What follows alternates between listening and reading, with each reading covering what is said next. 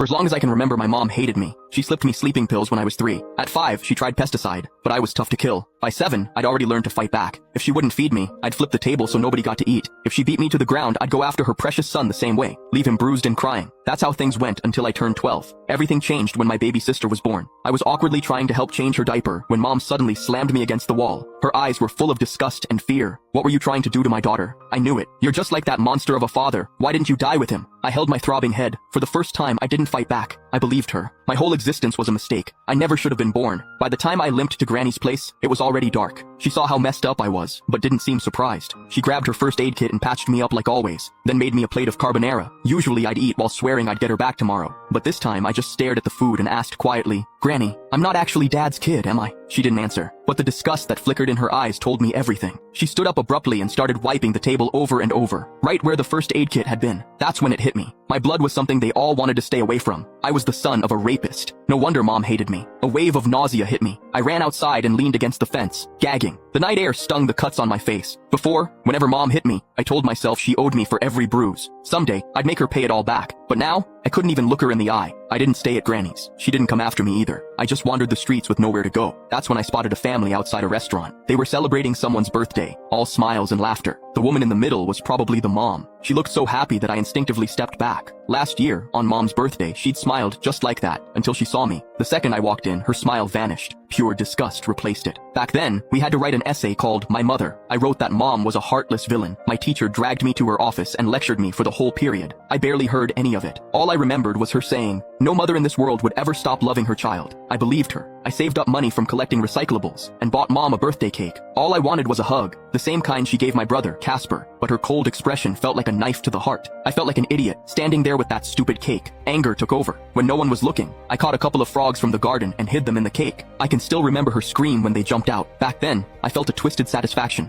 I thought she didn't deserve to be a mother. I thought she had it coming. But now I knew the truth. I was the one who didn't deserve anything. Just existing had hurt her. As I watched that mom smiling through the restaurant window, I made up my mind. This year, for mom's birthday, I'd give her a present she'd actually be happy with, one that would set her free for good. I decided to die. Once that thought took hold, my steps felt lighter. I even started planning how to do it without causing trouble, something clean, with no mess left behind. But before I could go through with it, a patrol officer spotted me and brought me home. Mom answered the door. As it shut behind us, I stared at the floor, unable to meet her eyes. Her voice cut through the air like ice. "Why didn't you just die out there?" I almost snapped back, but I bit my tongue. Still, I couldn't stop myself from asking, "What would you do if I really did die? Would she feel even a little sad? If you've got the guts, go ahead. I'd throw a party." She walked straight into my sibling's room and shut the door. I stood frozen in the living room. After a long time, I